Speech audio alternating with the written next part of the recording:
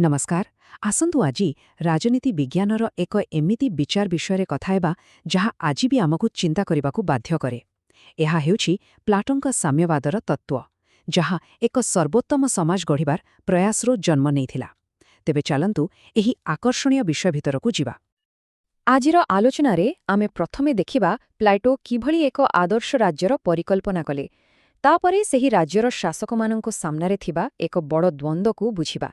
एहापरे प्लाटोंकर चरम समाधान, आरिस्टोटलंकर समालोचना आउ शेषरे प्लाटोंकर साम्यवाद कार्ल मार्क्सको ठारू केते भिन्न थिला ताहा मध्य जानिबा।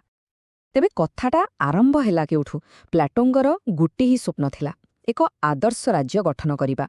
किंतु से जानिथिले जे एक आदर्श राज्यर मूल दुआर होउछि न्याय। तेणु आदर्श राज्य पाई प्रथमे एक न्यायपूर्ण राज्य गठन करिबा जरूरी थिला। प्लाटोंको तर्क बेस सीधा साधा थिला। तांको मतरे न्यायर अर्थ हेउछि समाजरे सठिक संतुलन। एथिपाई से समाज को तीनोटी श्रेणी बांटिले। शासक जोमानंको पाखरे ज्ञान अछि, सैनिक जोमानंको पाखरे साहस अछि, आउ उत्पादक जोमानंको पाखरे क्षुधा बा आकांक्षा अछि। समस्ते निजे निज काम कले ही न्याय स्थापन हेबो। किंतु एइठी गोटे बड़ समस्या सामना को आसिला। शासक एवं सैनिक एही दुई श्रेणी को मिसाई प्लाटो अभिभावक श्रेणी बोली कहिले।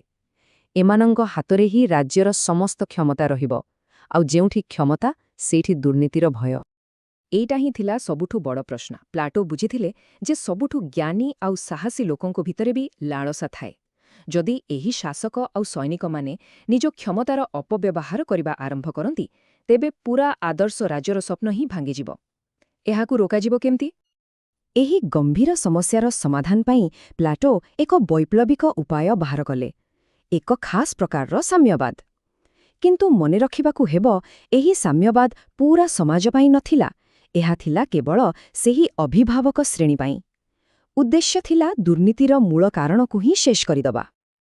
तेबे साम्यवाद माने कौन? सरल भाषारे कहिले जोंठी कोनोसी जिनिसर व्यक्तिगत मालिकाना नथाए, सबु किछि समस्तंकर।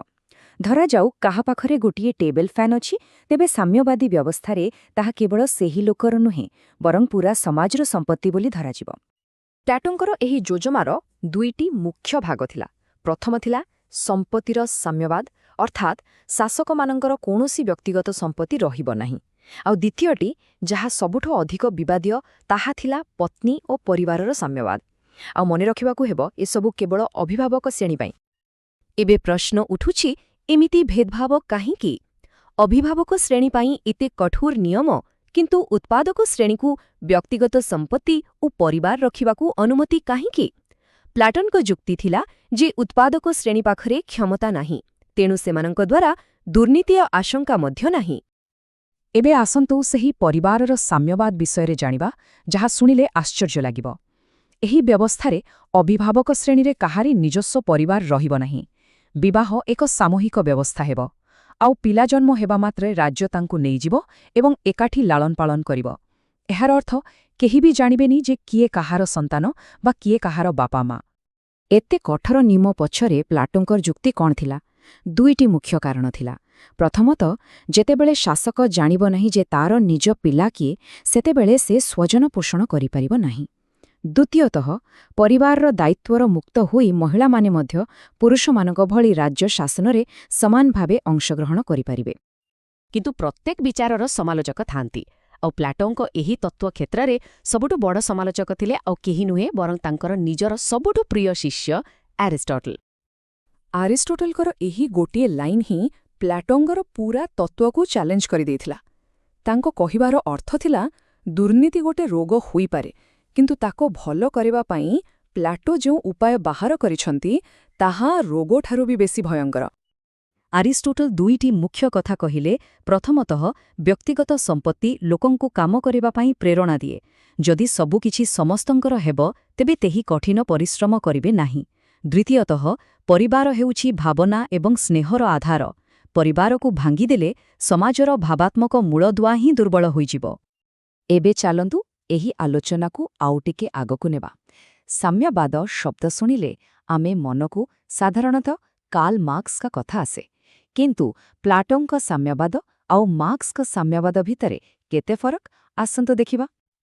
ଏ ଦୁଇଟି ଭିତରେ ଆକାଶ ପାତାଳ ଫରକ।